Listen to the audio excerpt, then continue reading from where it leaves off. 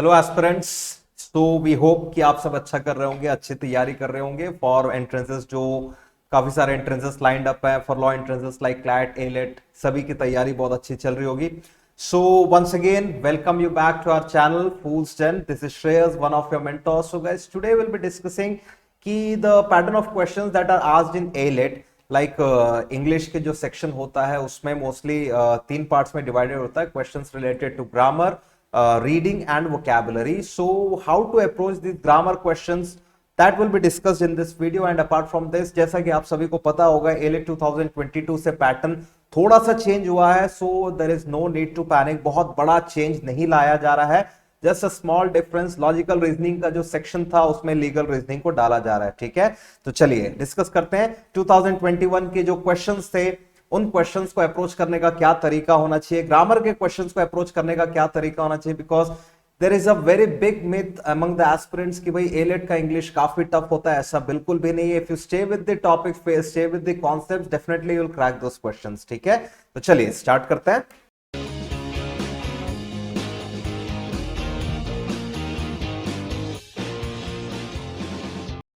सो एक बार जस्ट एक ओवरव्यू देख लेते हैं। इंग्लिश लैंग्वेज से 50 questions will be asked, which will be divided into three parts. Grammar based questions पूछे जाएंगे, वोकैबुलरी एंड रीडिंग कॉम्प्रिहेंशन। ठीक है, ये तीन सेक्शन से सवाल पूछे जाएंगे। 50 क्वेश्चंस का वेटेज होगा। करंट अफेयर्स, जीके 30 क्वेश्चंस का वेटेज। लॉजिकल में जैसा मैंने बताया शुरू में, that legal reasoning, legal propositions and maximum mention किया गया था। So in 70 questions they will encompass both this sections. ठीक है, पैटर्न अभी भी वही है, 150 questions, 90 minutes you will get, right. चलिए अब चलते हैं क्वेश्चन पेपर की तरफ जो लास्ट ईयर पूछा गया था। So guys, the vocabulary started from question number 12।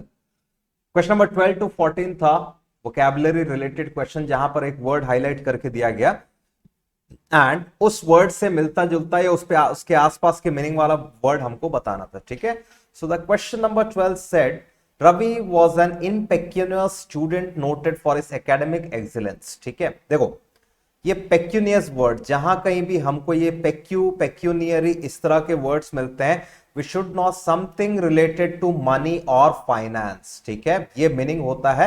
तो जहां कहीं भी आपको ये पेक्यूनियरी, पेक्यूनियस इस तरह के वर्ड्स किसी सफिक्स में या प्रीफिक्स में आ रहे हो, so don't forget it will be related to something money और फाइनेंस। ठीक है, तो यहां पर मनी और फाइनेंस से रिलेटेड कौन सा ऑप्शन मुझे बेस्ट पॉसिबल ऑप्शन लग रहा है? सो 12th का आंसर होगा ऑप्शन डी। इम्पेक्यूनियस वर्ड का मतलब होता है हैविंग लिटिल और नो मनी। ठीक है, क्योंकि वोकैबुलरी रिलेटेड क्वेश्चंस था। बहुत सारे एस्पिरेंट स्टूडेंट्स अलग अलग तरीके से गाइस वोकैब याद करते हैं। You need to know this की at least we have to memorize at least 300 to 400 vocabs, अगर इस तरह के क्वेश्चंस में वोकैबुलरी के सेक्शन को हमको सॉल्व करना हो तो। And go with some root words. ठीक है, जैसे मैंने पहले भी अपने कई लेक्चर्स में बताया था, आगे इस पे क्वेश्चन भी मिलेगा। अगर आपको कुछ रूट वर्ड्स ठीक से याद है, जो एक बहुत अच्छी बुक है, आप लोगों ने, काफी लोगों ने सुना भी होगा, बुक का नाम है word power made easy bye Norman Levi's. ठीक है, इसमें 40 to 47 सेशंस हैं, जहां पे हर एक रूट वर्ड पे आपको वर्ड्स प्रैक्टिस करवाए जाते हैं। ठीक है, रूट वर्ड याद करने का सबसे अच्छा फायदा, एडवांटेज क्या होता है? Like there is a root word जिसे कहते हैं हम loqua, which means speech, something related to speech. So we are definitely sure कि जहां भी वर्ड लोक्वा आएगा, it must be related to speech. ठीक है, जैसे लोक्वा वर्ड से हमने कितने सारे वर्ड सुने। एक वर्ड होता है लोक्वेशियस। ठीक है, एक वर्ड आपने सुना होगा इलोक्वेंट स्पीच, आपने स्कूल में अपने सुना होगा इलोक्वेशन कॉम्पिटिशन, आपने एक वर्ड सुना होगा सरकमलोकेशन। ये सारे वर्ड्स में एक रूट वर्ड लोक्वा जरूर आ रहा है। एक वर्ड और वर्ड है सोलिलोक्वे। ठीक, सोली, सोलो और solum root word means alone, loqua means speech. तो सोलिलोक्वे को आराम से हम भाई डिड्यूस कर देंगे। सोलिलोक्वे मींस खुद से बात करना, one who talks to himself और हरसेल्फ, उसे हम सोलिलोक्वे कहते हैं। Loquacious root word loqua, speech. Loquacious का मतलब होता है one who talks too much, जो टॉकेटिव होते हैं, गैरुलस होते हैं, उन्हें हम लोक्वेशियस भी कहते हैं।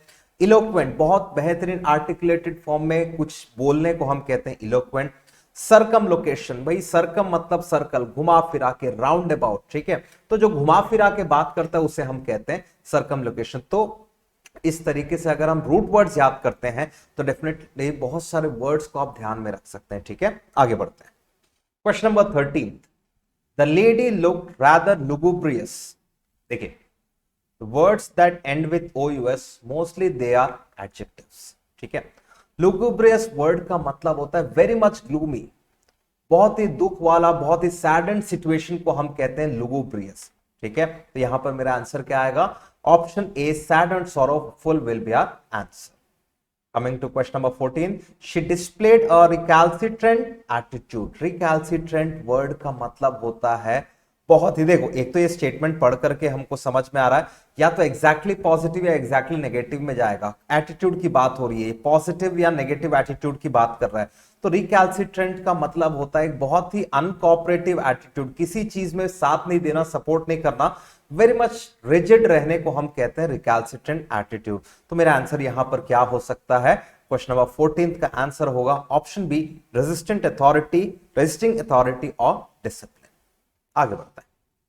Question number 15 and 16, choose the most appropriate option that completes the given sentence. ठीक है, वोकैबुलरी रिलेटेड क्वेश्चन था। यहां पर ऑप्शंस जो दिए गए हैं, these are some foreign words. तो फॉरेन वर्ड्स भी आपको पढ़ने की जरूरत है, जो कि काफी सारे वोकैब रिलेटेड जो बुक्स होते हैं, जैसे SP बख्शियारियन की बुक्स आती है, इन सभी बुक्स को आप रेफर कर सकते हैं। Right, come to question number 15 which says to be successful managers must see themselves more as catalyst for problem solving than as problem solvers dash. ठीक है, तो स्टेटमेंट से सक्सेसफुल होने के लिए मैनेजर्स जो होते हैं वो कैटलिस्ट की तरह काम करने चाहिए, प्रॉब्लम सॉल्विंग पर उनको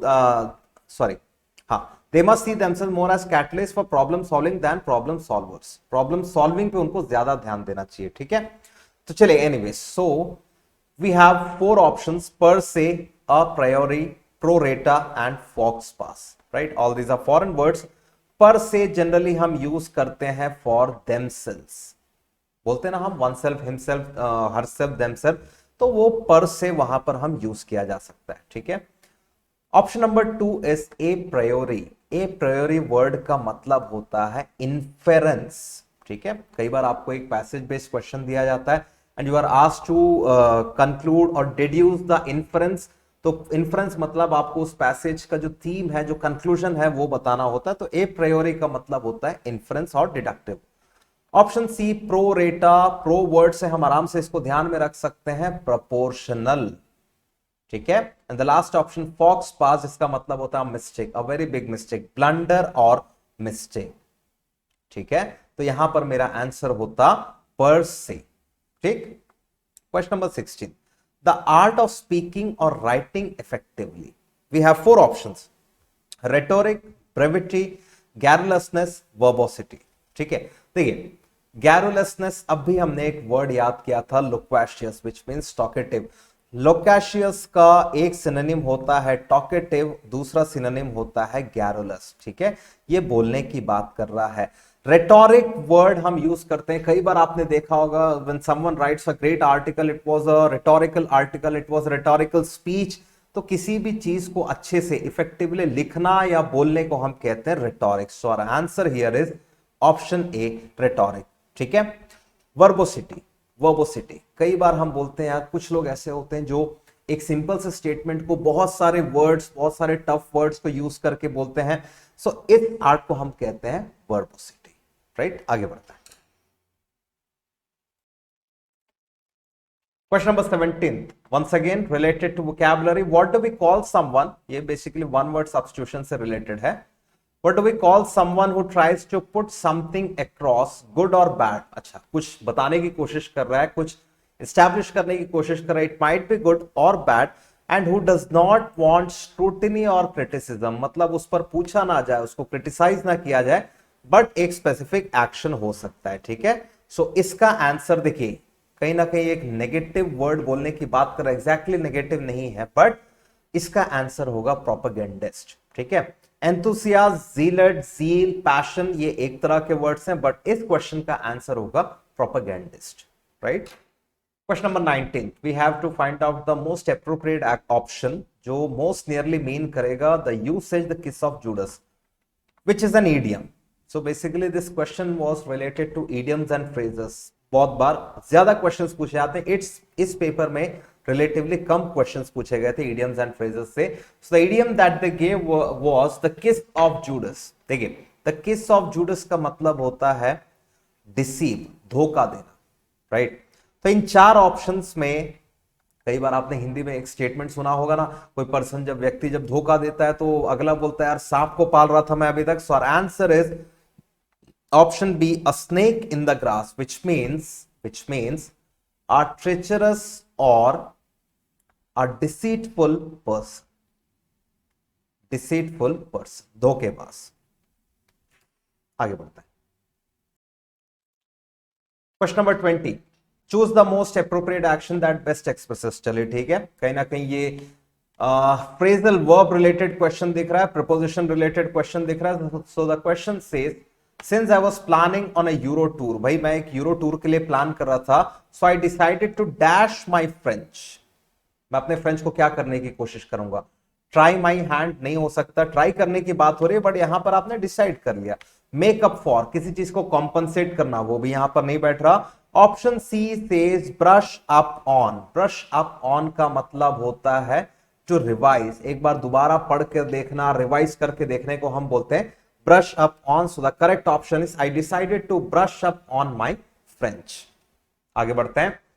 एनालॉजी रिलेटेड क्वेश्चन ये इजीली आप लोग सॉल्व कर लोगे. ग्रामर बेस्ड क्वेश्चंस पे जाते हैं जिसका अप्रोच सीखना बहुत जरूरी है. देखिएगा इस, जैसे मैंने वीडियो के शुरुआत में ही बोला था कि ग्रामर से बहुत लोग घबराते हैं एलेट में जिस पैटर्न का पूछा जाता है. बट देखिए if you stick with your basic concepts, आपने जहां से भी आपने पढ़ा होगा इंग्लिश ग्रामर के बेसिक कॉन्सेप्ट्स लाइक नाउन्स हैं, adjectives, verbs, tenses, subject verb agreement, इन चीजों को पढ़ा, इन बेसिक्स के साथ अगर आप स्टिक करेंगे तो डेफिनेटली आप सारे क्वेश्चंस इसके सॉल्व कर लेंगे. ठीक है.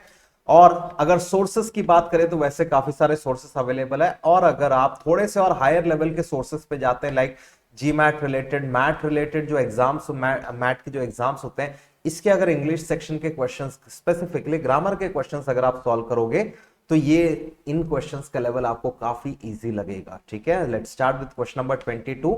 ग्रामर रिलेटेड क्वेश्चंस को अप्रोच करने का सबसे सही तरीका होता है go through 2 to 3 touch points. Like सबसे पहले हमको यह देखना है कि भाई सब्जेक्ट वर्ब सही है कि नहीं है. सब्जेक्ट मतलब जिससे मैं सेंटेंस की शुरुआत कर रहा हूं या जिसके बारे में बात कर रहा हूं, और उसके अकॉर्डिंग मैंने वर्ब यूज किया है कि नहीं किया है. ये अगर ठीक लगे तो मैं फिर जाऊंगा टेंसेस पे. भाई टेंस कौन सा चल रहा है. अगर ये पास्ट की बात चल रही है तो पूरा पास्ट मेंटेन हो रहा है कि नहीं. फ्यूचर की बात हो रही है, फ्यूचर मेंटेन हो रहा है कि नहीं. इसके बाद भी अगर मुझे नहीं दिखता है कुछ तो मैं एडजेक्टिव्स या फिर एडवर्ब्स पे जाऊंगा. ठीक है. सो ये होता है बेसिक अप्रोच किसी भी ग्रामर के क्वेश्चन को अप्रोच करने का. सो क्वेश्चन नंबर 22 हमसे ये पूछ रहा था कि choose the most appropriate option that is grammatically incorrect. भाई डायरेक्शन भी ढंग से पढ़ना बहुत जरूरी है. ठीक है. तो इन चार स्टेटमेंट में से कौन सा स्टेटमेंट ग्रामेटिकली इनकरेक्ट था ये मुझे बताना था. Let's start with option A. Option A कह रहा है a growing bodies of evidence shows that simple rules. अब भी हमने डिस्कस किया कि सर सब्जेक्ट वर्ब पे पहले ध्यान दीजिएगा. राइट. यहां पर लिखा हुआ है अ ग्रोइंग बॉडीज. देखिए आर्टिकल अ के साथ मैं कभी भी प्लूरल नाउन यूज कर सकता हूं क्या. बिल्कुल नहीं. करेक्शन क्या होगा यहां पे, a growing body of evidence. So मिल गया हमको ऑप्शन ए में ग्रामेटिकली इनकरेक्ट स्टेटमेंट. ठीक है. सब्जेक्ट वर्ब एग्रीमेंट के फंडे के साथ जरूर स्टिक करेगा, आप लोग ये क्वेश्चंस इजीली सॉल्व कर लोगे. ठीक है. आगे बढ़ते हैं. चलेगा इस क्वेश्चन नंबर 23. कौन सा स्टेटमेंट ग्रामेटिकली इनकरेक्ट है ये हमको बताना है. So question number 1 says, statement A says what information language should the problem statement include. ठीक है. इंफॉर्मेशन एंड लैंग्वेज ठीक है. what एक क्वेश्चन वर्ड है, should एक हेल्पिंग वर्ब है. बिल्कुल सही तरीके से स्टेटमेंट यूज किया जा रहा है. क्वेश्चन नंबर 2 क्या कह रहा है, how we will ensure that a solution is being implementing from its inception. ठीक है. देखिए यहां पर 2-3 गलतियां. फर्स्ट ऑफ ऑल हम जब भी किसी से क्वेश्चन पूछते हैं there is a structure of a statement. जिस तरीके से हम क्वेश्चन पूछते हैं, right. Like I want to ask कि भाई तुम रहते कहां पर. I will say where do you live, question mark. आप कैसे हो, इसको पूछने का तरीका है how are you, question mark. कहां पर काम करते हो, where do you work question mark. ठीक है, ये स्टेटमेंट्स में एक पैटर्न हमको देखने को मिल रहा है। Like first I am using a question word, एक सवाल पूछने वाला शब्द, हाउ यहां पर क्वेश्चन वर्ड है, वेयर यहां पर क्वेश्चन वर्ड। इस क्वेश्चन वर्ड के तुरंत बाद मैं यूज कर रहा हूं एक हेल्पिंग वर्ब। ठीक है, where do you live, where you live question नहीं होगा मेरा। अगर मैं क्वेश्चन पूछ रहा हूं, if it is an interrogative statement, then I have to first use a question word then a helping verb, उसके बाद मैं कोई भी नाउन या प्रोनाउन यूज करूंगा। ठीक है, जैसे मुझे बोलना है कि भाई पूछना है रोहित कहां पर रहता है, so I will ask like where does Rohit live. So where is a question word, does is my helping verb, Rohit is my noun. ठीक है, अब इस क्वेश्चन में, इस स्टेटमेंट में देखो कहां पर गड़बड़ लग रहा है। How we will ensure that a solution, तो इसको पूछने का सही तरीका होगा how will we ensure that a solution is being. अब देखिए बीइंग के साथ वी यूज वर्ब का थर्ड फॉर्म, तो इंप्लीमेंटिंग का यूसेज गलत है, इनफैक्ट यहां पर करेक्शन होगा implemented. So this statement is grammatically an incorrect statement. आगे बढ़ते हैं। Now we have to choose the most appropriate option. Question कहता है companies that correctly match their strategy making processes to their competitive circumstances perform। Companies जो correctly in दो चीजों को match करते हैं तो वो दूसरों से बेहतर करते हैं, ये क्वेश्चन का मीनिंग बन रहा है। तो जब मैं बोल रहा हूं दूसरों से बेहतर करते हैं, I want to compare here इस कंपनी का काम as compare to other company. तो जब मैं कंपेयर कर रहा हूं, I have to use a comparative degree word. ठीक है, अब इन पूरे ऑप्शंस में गुड मेरा पॉजिटिव डिग्री है, वेल मेरा एडजेक्टिव है, बेस्ट मेरा सुपरलेटिव डिग्री है। यहां पर बेटर मुझे कंपैरेटिव डिग्री वर्ड मिल रहा है, so my answer is option है to their competitive circumstances perform better than those that don't. So option A is my answer. Next question. Question number 25. Choose the most appropriate option that punctuates the sentence well. भाई punctuation से related अगर हमसे सवाल पूछा जा रहा है, that means examiner wants to ask कि भाई हमें कोलन का, सेमीकोलन का, inverted comma, question word, interrogative word, ये सही तरीके से सारी चीजें यूज हुई हैं कि नहीं हुई हैं, right. So here question number 1 क्या कहता है, what makes you think that, देखिए the professor demanded, it's a direct speech statement, inverted commas बराबर है, चलिए ठीक है। the professor demanded what makes you think that discredited और repudiated, चलो दो चीजों की बात हो रही है, दोनों सिंगल इन्वर्टेड कॉमा में, are synonymous with defeated। देखिए अगर ये दोनों को इसके कंपैरिजन में बात करी जा रही है, इसके सिनोनिमस बात करी जा रही है, तो ये वर्ड भी मेरा उतना ही इंपॉर्टेंस रखता है, दैट मींस ये भी सिंगल इन्वर्टेड कॉमा में होना चाहिए। ठीक है, सेकंड ऑप्शन में हम देखते हैं डिस्क्रेडिटेड और रेप्यूडिएटेड आर सिनोनिमस विद डिफीटेड। चलो ये तीनों वर्ड मुझे सिंगल इन्वर्टेड कॉमा में दिख रहा है, लेकिन जो इन्वर्टेड कॉमा से मैंने सेंटेंस चालू किया था ये वाला मिसिंग है, एंड ये सारी चीजें मुझे मैच करके मिल रही है ऑप्शन नंबर डी में, राइट। इन्वर्टेड कॉमा स्टार्ट हुए, क्लोज हुए, discredited single inverted, repudiated single inverted, defeated single inverted. तो ये अप्रोच होता है ऐसे पंक्चुएशन वाले क्वेश्चन को सॉल्व करने का। ठीक है, आगे बढ़ता है। अब हमको क्वेश्चन बनाना था कि भाई इस वर्ड जो अंडरलाइन वर्ड है उससे मिलता जुलता वर्ड या उसके जैसा मीनिंग बनने वाला word, right. So the question says the old age of the equipment is a definite liability to the factory। कोई भी इक्विपमेंट जिसकी ओल्ड एज हो जाती है, जो काफी लंबे समय से यूज किया जा रहा है, डेफिनेटली वो फैक्ट्री के लिए एक लाइबिलिटी बन जाती है, एक मुसीबत बन जाती है। ठीक है, तो मुसीबत बन जाती है कहने का मतलब ऑप्शन बी डिसएडवांटेज हुआ हमारा आंसर, क्योंकि लाइबिलिटी के 2-3 सिनोनिम्स हैं। इसमें आता है डिसबेनिफिट होता है एक वर्ड होता है डिसएडवांटेज। ठीक है, आगे बढ़ते हैं। ये सिंपल सा क्वेश्चन है, ऐसे ही आप लोग सॉल्व कर लोगे। Having lived in a ghetto most of her life, she despaired of ever living the good life। ghetto उस वर्ड आपने काफी ज्यादा हॉलीवुड मूवीज में सुना होगा, जिसका मतलब होता है स्लम। तो आंसर इज सेग्रीगेटेड स्लम।